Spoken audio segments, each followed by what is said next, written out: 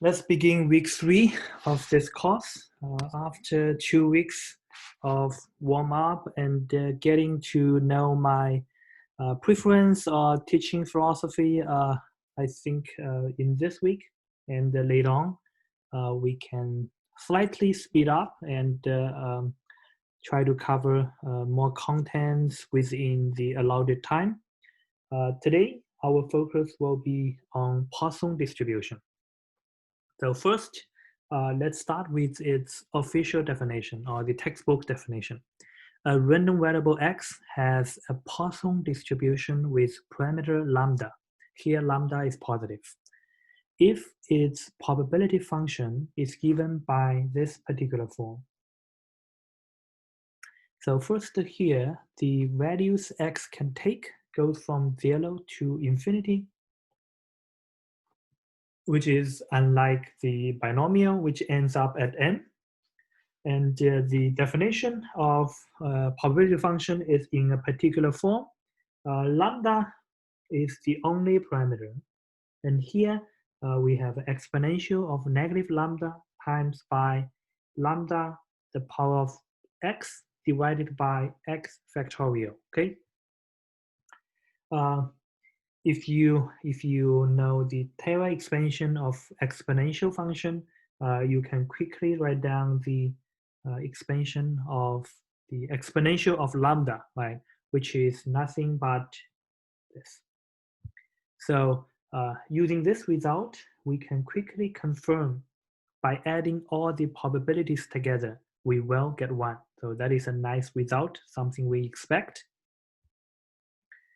Here, I directly give you 2 remarks. The Poisson distribution is often used to model the number of arrivals of some events within a given period of time. This is often not directly given, but of course, you know, when we talk about arrivals, you must specify a certain period of time. Let's say in our context, we want to know the number of claims in a year. Let's say for owners of stores, they want to know the number of customers within a given day. So that's where Poisson distribution can be used, okay? There are different ways of understanding this. I mean, definition 20, it's basically the standard way. You introduce this definition and somehow hoping that you can memorize its probability function, okay? It's not entirely difficult to memorize, right? Once you know the Taylor expansion of this exponential, you just times by the negative part of it, negative power, because you want to normalize the value to be 1. Because otherwise, if you sum up, do the infinite sum, what you will be getting is exponential of lambda. It's not 1. In order to get 1, you divide by it to normalize, right? And then each value or each item will give you the probability for the corresponding x, okay? So that's the trick of memorizing this formula. But of course, there are different ways of understanding it. Let me use a few. So let me give you the first understanding. First mathematical understanding is that you start with binomial. Okay, so I have a binomial x. Of course, it should be x, it's binomial. So I claim that when n goes to infinity, I will be getting a Poisson distribution with lambda. And lambda is n times b. Okay, so basically I fix the mean, okay? And then when I raise the number of trials to infinity, I will be getting a Poisson distribution. I think I add this remark here, right? So once I really increase the number of trials, I will be getting closer to a Poisson distribution. That's why, you know, when we have Poisson, when n is big, you can also approximate Poisson by a normal distribution, okay? So in order to see the mathematics behind it, all we need to do is to write down the probability function for binomial, which we know. is n factorial divided by x factorial n minus x factorial theta to the power of x 1 minus theta to the power of n minus x. Okay. Since we have our not p n times. So since we have introduced this, another way to write it theta is lambda divided by n. Okay. So let's write this. So what I do is to replace this theta by n by lambda over n.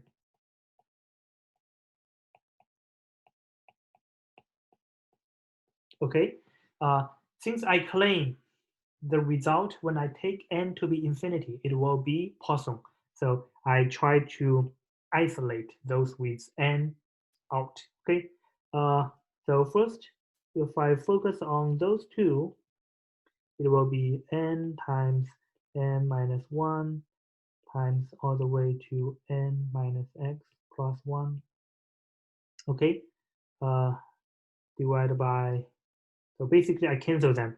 So the bottom remains this. I will write out this n. I will keep lambda to x, and then I have 1 minus lambda over n. So I also separate this power into positive n and negative x. Again, that's because I'm taking the power to, I'm taking the limit of n. Okay, on this numerator here,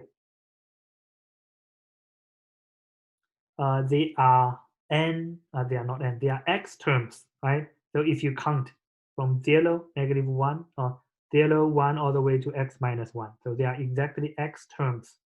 Here I also have x terms of n. So what I can do is to match each one by n.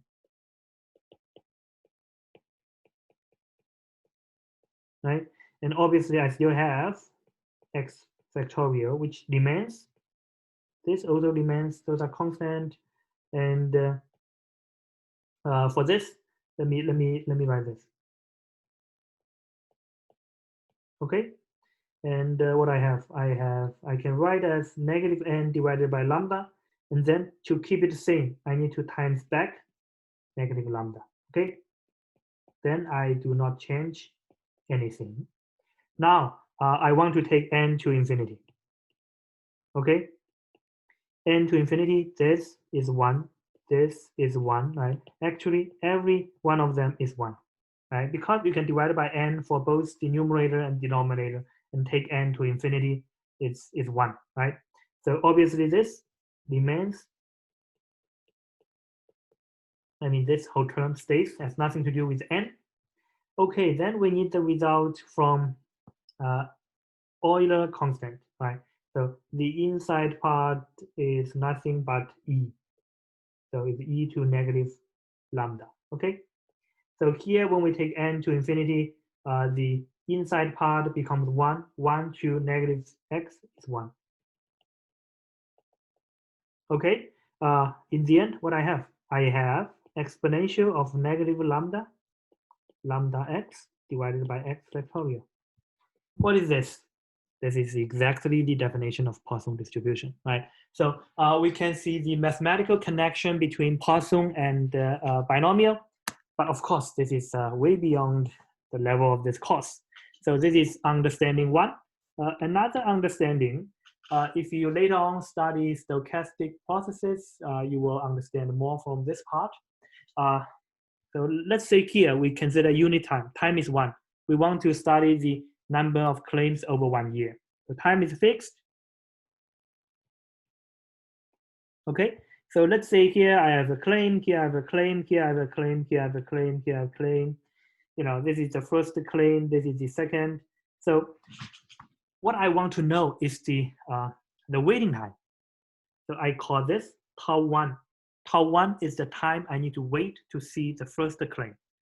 Tau 2 is the waiting time after the second, after the first claim, but before the second. So tau 2 is the amount of time I need to wait after the first claim to see the second claim. So for the same reason, I can define tau 3 etc.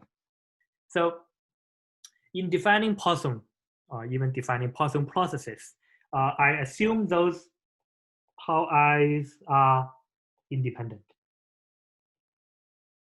Okay. Furthermore, they are exponential. They follow exponential distribution. By the way, we haven't studied yet, which will be the subject of chapter 2. They are exponential distribution. Okay. You can see it's one over lambda if you want. But anyway, that's not important. So one important thing of exponential distribution is that they are the only continuous distribution that has no memory. So if you have this set up, what you have is a Poisson. So that's from this meaning, it's clear, right? Why here is independent. That is important because, roughly speaking, we can see that if you consider claims, customer A having a claim, well, roughly speaking, is independent of customer B having a claim, right? I mean, unless A and B, they are the two parties of the same accident, right? Otherwise, it's somehow okay to assume the accidents of two customers, they are independent, right? And that is especially the case when we study some arrivals. Let's say you study the arrivals of customers at a local, say, Starbucks, right? So customer John visiting Starbucks has nothing to do with customer Stephanie visiting the same store, right? So they are, roughly speaking, independent. And to model the arrival times, exponential distribution is a nice candidate. So that's what we can do as the modeling part, right? From the modeling point of view, we can set up this model, and eventually, and if you want to count, if you count the number of arrivals, you get a Poisson. Okay, I do not actually prove this, but that's another way of understanding Poisson. The results are here. The mean is lambda. Well, it's not a surprise, right? So from my calculation here, what is lambda? Lambda is n times theta, which is exactly the mean of a binomial, right? And if you take expectation, well, you would expect that it remains, right, as that way. Okay, but I do not exactly show the standard calculation, meaning I do not show this. I leave this to you, okay? It's not complicated. So I ask you to show this is lambda, and the same, you show the variance is also lambda. Okay. What I want to mention is there's another easy way to prove this by the MGF. MGF is okay. So this is MGF. Let me move this to the other side. So MGF is rather easy to figure out. Like I said, in most cases, MGF is very easy to calculate, right? So this is particularly the case for Poisson distribution because you already have some kind of exponential form. Okay, basically all you need to do is to collect the term with x together. So this is to the power of x. Right. Then what I have, this is another expansion of exponential function. So it's exponential lambda et minus lambda. So I write it as take out lambda, I get et minus 1. Right. So differentiate, evaluate at t equals 0. Then you get the result. Okay. By the way, the method 1 is not crazily difficult. It's actually easy in this case. So try both methods and confirm that the expectation is indeed lambda. The variance is also lambda. Okay, that's a nice result. So Poisson is actually a one family distribution, one parameter distribution. So it's actually easy, right? Once we know MGF, PGF is very straightforward. Replace et by t, you get from MGF to PGF. and replace t by exponential of t, you go from PGF to MGF. Okay, from PGF you can differentiate to check this. Differentiate n times, evaluate 0, it is equal to n factorial times the probability at x. So verify this. Okay, please verify this result. It's not complicated, right? You have an exponential function. Exponential. When you differentiate exponential, well, let's do that because it's easy, right? Exponential, if you differentiate, it doesn't matter how many times you differentiate. It stays the same. So if you differentiate n times, the lambda will come out n times, right? Equals n factorial, here's n. So fxn. So from here, I know fxn equals, okay, evaluate at 0. So t is 0, I get e to negative lambda times lambda to the power of n divided by n factorial. Checked, right? That is exactly the probability function of Poisson distribution. Finally, this result is it's very easy, right? All you need to do is to break this, leave one lambda out, leave n out. That's exactly this result. Okay. Regarding Poisson distribution, there are several very, very important results we must know, okay, before we proceed. So the first result is here, theorem 3, which is 1.1 from the textbook. Assuming we have a sequence of independent and identically distributed random variables, okay? Each of them follows a Poisson distribution with its own parameter. So the parameter can be different as long as it's positive. Then I claim that their summation follows also a Poisson distribution. In addition, I conclude that the new parameter is nothing but the summation of all parameters. Okay. How do I prove? By MGF. MGF of independent is nothing but the product of all individual MGFs. Okay. So now I multiply them. So if you recall, here I should write lambda I. Lambda times t, t, not ti.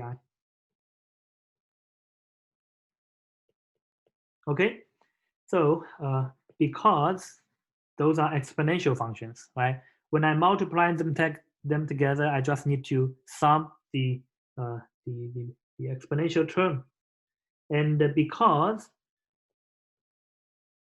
this, let me factor it out. Okay, so this is common factor. I can take it out. Then when I sum up, it is lambda I. Okay, so introduce lambda for this.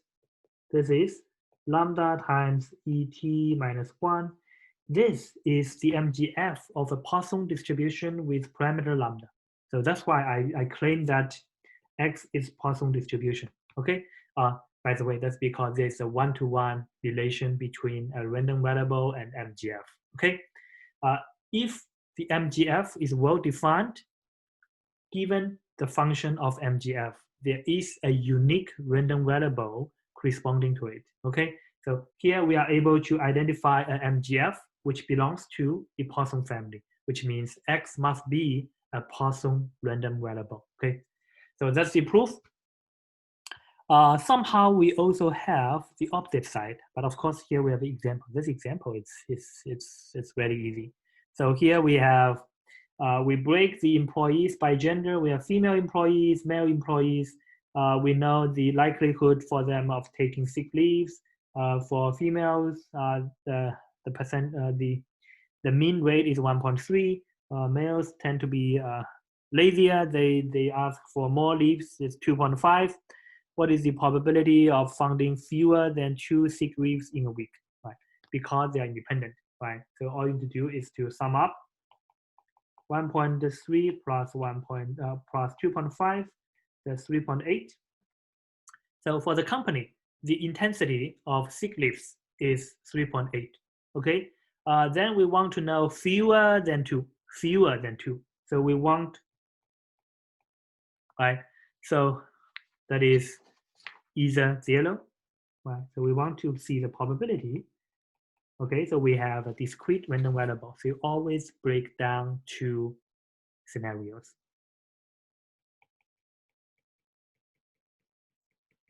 Right, 2 is not included, right? So this is not complicated. Then you plug in the numbers to do the calculation. Okay, somehow slightly more complicated version is the opposite side, right? We know given independent Poisson distributions, summing them up is also a Poisson. Now we want to do the opposite side. Okay, so now I have a event A, which I can break it into n mutually exclusive and exhaustive events. What does that mean? That means if I have A, so let's say this box stands for A, I'm going to do partition. Partition means I cut here, this is A1. I cut here, this is A2, all the way, this is AN. So given any 2 of them, they are disjoint, right? That's the meaning of mutually exclusive, okay? If I union all of them together, union from A1 to AN, I go back to the set A or the event A. That means exhaustive, okay? Sometimes we also call this partition. So we have a partition. Okay, partition means mutually exclusive and exhaustive, okay? So let X be the number of occurrences of A. So, that's the number of times A occurs. And the Xi to be the number of occurrence for AI. Okay, so in that sense, X is nothing but the summation of them. Okay, so let the probability of AI given A to be Pi. So given that A has already happened, the chance of AI happening is Pi. So by definition, is this. So it's clear to see that adding all those PIs, I get 1. Because if I condition on A has already happened, then since it is a partition, right, 1 and only 1 of them must have happened, right? So that's why adding them up is 1. So if X in this case is a Poisson distribution with with intensity lambda, then I know each one of them, Xi, will be also a Poisson random variable. And further, I know that the intensity is the original lambda times the corresponding probability. So furthermore, all the Xi's are independent, okay? So here what we do is to go backwards, right? Now we know the summation is Poisson. We claim that each component is also a Poisson, and their intensities are proportional to their probabilities of occurrence, right? I mean, the intuition behind this is rather straightforward, right? Because lambda is on average how many times X has happened, right? Or not X, A has happened, okay? And if A has happened, that means one of the AIs has happened, right? And how do you figure out the expectation? It will be the expectation of A times the probability of each one, right? If I want to know the expectation, the expected number of happenings of A1, all I need to do is to times lambda by the probability of A1, which is P1, right? So that's exactly the meaning of here. So somehow the intuitive understanding of this is not complicated, okay? But to prove, you need to, there's one thing you need, that is this observation. The conditional distribution of xi given x follows a binomial distribution, okay? So let's take a look at the reasoning behind it. Conditioning on this.